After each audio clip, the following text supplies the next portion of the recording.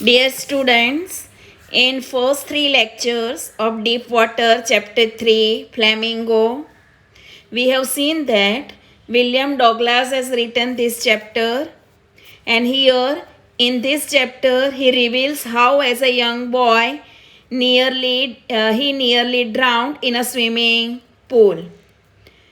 And then he talks about his fear of water and thereafter how he finally overcame it. This chapter is taken from Of Men and Mountains, and now, up to now, we have seen that William tried to ward off the fear but was unable to get rid of it. Finally, in month of October, he hired an instructor to teach him swimming. He began practice for an hour each day, 5 days a week. William describes the learning process. The instructor put a belt around William's waist. The belt was attached to a thick rope. The rope went through an overhead pulley and was held by the instructor. It ensured that in case William drowned, the instructor would pull him out. William swam across the length of the pool for several weeks. Whenever the instructor loosened the rope, he went down into the water. And when he went down into the water, the fear would return. His legs would immobilize. It was after 3 months of practice that William got comfortable. Then the instructor taught him to breathe in water. The instructor taught him to put his face under the water and exhale his breath. He was taught to raise his nose out of the water and inhale. William practiced several times. Gradually, he got rid of the panic that would grab him when he put his head under the water. Now we go further. Now students, on page number 28, second paragraph, we starts with next. So we go on it. Next, he held me at the side of the pool and had me kick with my legs. For weeks, I did just that. At first, my legs refused to work, but they gradually relaxed, and finally, I could command them. What William says in this paragraph, dear students, in the third phase of the learning process, it was the third phase of learning process, and in it, the instructor taught William to kick the water's surface with his legs. He did this for many weeks. Initially, his legs did not move, but gradually they relaxed, and finally, William could order them to kick in the desired way. So, first, he was not able to move his legs in the water, but then gradually his legs relaxed and he began to move. Then, thus, piece by piece, he built a swimmer, and when he had perfected each piece, he put them together into an integrated whole. In April, he said, "Now you can swim. Dive off and swim the length of the pool, crawl, stroke." What is there in this paragraph? Finally, the instructor made a swimmer out of William in phases. So, instructor taught William how to swim. When William had perfected each phase, he compiled them. In the month of April, the instructor told William that now he could swim. He asked him to dive into the pool and swim the length of the pool in a particular style called the crawl stroke. called stroke is a style of swimming, and the instructor told him to do it. Stroke means a particular style of moving arms and legs in swimming. Then the next paragraph. I did.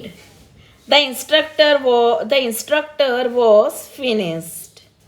But I was not finished. I still wondered if I would be terror stricken when I was alone in the pool. I tried it. I swam the length up and down. Tiny vestiges of the old terror would return. But now I could frown and say to that terror, "Try to scare me? Well, here is to you. Look." And off I would go for another length of the pool. So here he says that the instructor was finished, means William swam and the classes came to an end. There was the end of the class as he has started swimming. So now instructor was not with him. But William had not overcome the fear. He wondered if the terror would grab him when he would be alone in the water. Still he had the fear that if instructor is not there with him and he would be in water, then again that terror would be there. He tried to swim alone in the pool. The terror returned in small phases. But now, as he knew how to swim, he faced the terror with confidence. He swam another length of the pool.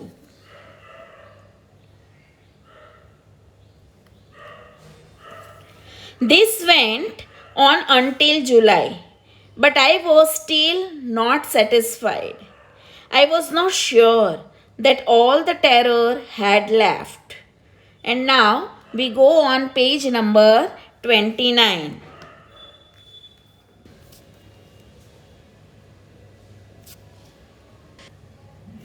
So I went to Lake Wentworth in New Hampshire, dived into it from Trigris Island, and swam for 2 miles. Up to Stamp Act Island, he swam, sorry. So I went to Lake Wentworth in New Hampshire, dived off a dock of Tigris Island, and swam 2 miles across the lake to Stamp Act Island. I swam the crawl, breaststroke, side stroke, and backstroke. Only once did the terror return. When I was in the middle of the lake, I put my face under and saw nothing but bottomless water. The old sensation returned in miniature. I laughed and said, "Well, Mr. Terror, what do you think you can do to me?" I fled and I swam on.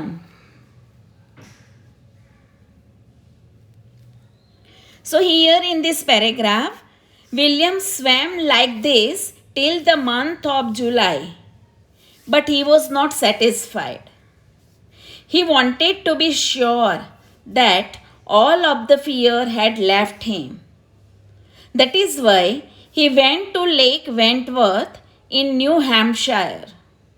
He dived into it from Trigris Island and swam for 2 miles up to Stamp Act Island. He swam in different style. He crawled, he breaststroke, side stroke, and backstroke. The terror returned only once when he was in the middle of the lake. When he put his head under water, he saw water all around and the fear returned. This time, William laughed at the terror and said to the terror that it would not harm him. He saw that the terror vanished and he resumed swimming. Then the next paragraph, yet I had residual doubt. At my first opportunity, I hurried west, went up the Titon to Conrad Meadows, up the Conrad Creek Trail to Midday Glacier, and camped in the high meadows by the side of Warm Lake. The next morning, I stripped, dived into the lake, and swam across to the other shore and back, just as the Corporon used to. I shouted with joy, and Gilbert Pike returned the echo. I had conquered my fear of water. William still had some doubt about the fear. In this paragraph, William says that he had some doubt about the fear. So he hurried towards the western direction. He went up the Teton, reached Conrad Meadows, walked up the Conrad Creek Trail to Mid Glacier. He crept at the meadow by the warm lake. The next morning, he wore the swimming costume and dived into the lake. He swam across it to the other end and returned just like the famous American dog Corporon used to do. William shouted with joy as he had overcome his fear. His voice resounded as the mountain peak, named Gilbert Peak, echoed it. He had overcome the fear. The experience had a deep meaning for me, as only those who have known stark terror and conquered it can appreciate. In death, there is peace. There is terror only in the fear of death, says Roosevelt. Knew when he said, all we have to fear itself. Because I had experienced both the sensation of dying and the terror that fear of it can produce. The will to live somehow grew in intensity. So here, he said that the experience had a great importance in William's life. The experience of fear, the experience of dying, the experience of drowning had a great importance in William's life. William realized that death was peaceful and only the fear of death was fearful. See what he says? The death was peaceful and only the fear of death was fearful. He recollects the words of one of the President of America, Roosevelt. Roosevelt had said that all we have to fear is fear itself. As William had experienced death and the fear of death, his desire to live grew immensely.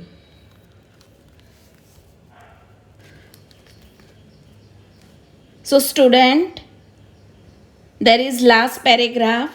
At last I felt released, free to walk the trails and climb the peaks and to brush aside fear. So here he said that he felt released from fear and was free to walk up the trails and climbed up the mountains fearlessly. So students, after the chapter there are 3 questions understanding the text that you have to do at your own. You will be able to find out the answer of it, and the other questions which are given in the chapter, after some paragraphs the questions are there that you have to prepare. Thank you.